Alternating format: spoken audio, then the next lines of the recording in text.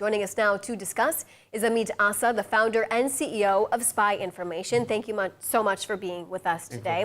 What is your response to that first question that I posed? Was this war inside of Iran successful? You know, we're hearing today that 700 people were arrested for allegedly working with Mossad. In addition, 3 men inside of Iran were hanged by the regime for also allegedly working with Israel. What is your take on that? First, we have to see this information and not believing what the Iranians say about these people working with the Mossad. It's more frightening the people that will not help the Mossad in any kind of connection. So we have to take it very carefully, this information. And of course, we understand that the Iranian will want to frighten the people at the street not to work. And it's good for us to understand that they are afraid from the Mossad because they see what we can do with our intelligence.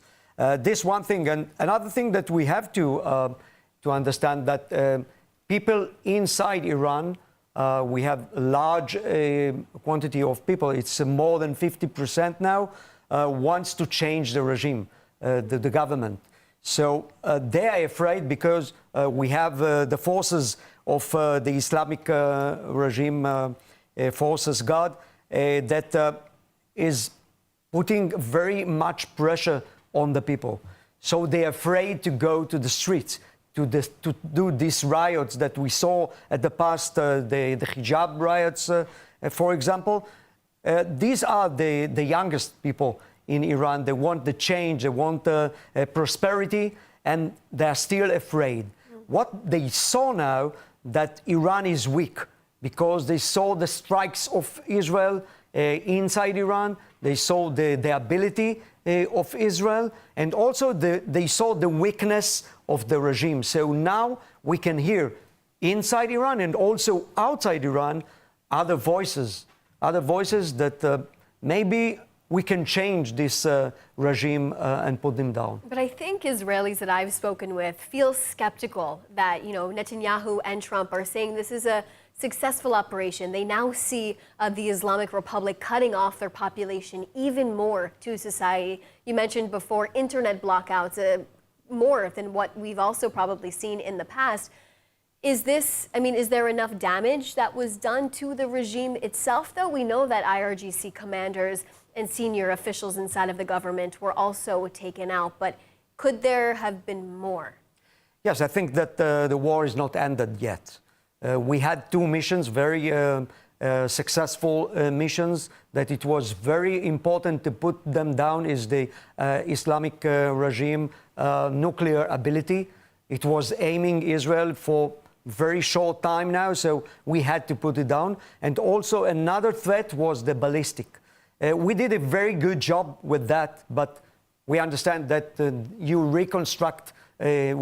can reconstruct all this ability again, and the regime is now announced that they will want to reconstruct it. So we have to do more. And maybe in some kind of agreement, we will have the ability to put them down from this plan that they have. But I'm skeptic about it because this radical Islam regime doesn't want to get back to what we want them to be, not radical. And it will be we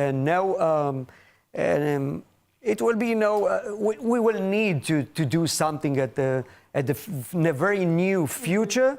The war is not ended yet. And it makes sense because just yesterday, the IDF chief of staff said the campaign against Iran is not over yet. But you mentioned before ballistic missiles. I think the Israeli public has really learned a lesson within the last 12 days of the strength and force of these ballistic missiles. We saw just one missile yesterday destroy the backside of a building in Beersheba, killing 4 to 5 people. I was there, I was watching first responders pick up the remains of what they could find of these innocent civilians that were killed.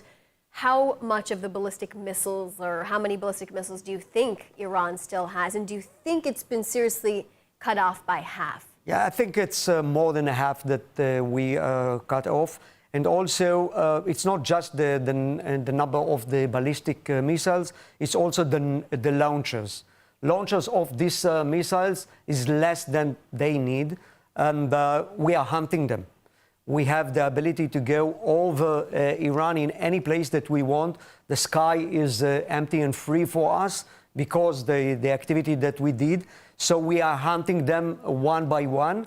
And, you know, even if they have just a few thousand, hundreds or maybe dozens of missiles, it's enough one missile to hit Israel in populated area to make very big damage, as we saw. So it's not that I'm optimistic, but we know that it comes to an end. Right. If we will have the chance, if this ceasefire will not last, we will deal hunting all these launches and missiles, and I think that we can reduce them very much. We have about a minute left, but Israeli officials have continued to say that Iran is the head of the snake when it comes to the terror proxies in the region. This ongoing war with Hamas, between Israel and Hamas, is still happening inside of Gaza. Could there be a hostage ceasefire deal happening soon? I think I hope that we have to linkage between the agreement that we will have with the Iranian to what happens now in Hamas in Gaza, because Iranian puts what we have, what we see in Hamas now. So we have to linkage it.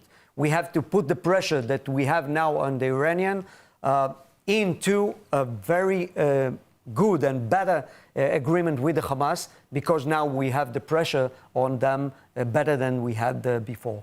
Interesting, as these regional ties continue to change. And in here, between Israel and every other country, we'll continue to see that. Thank you so much for joining us. Thank you very much.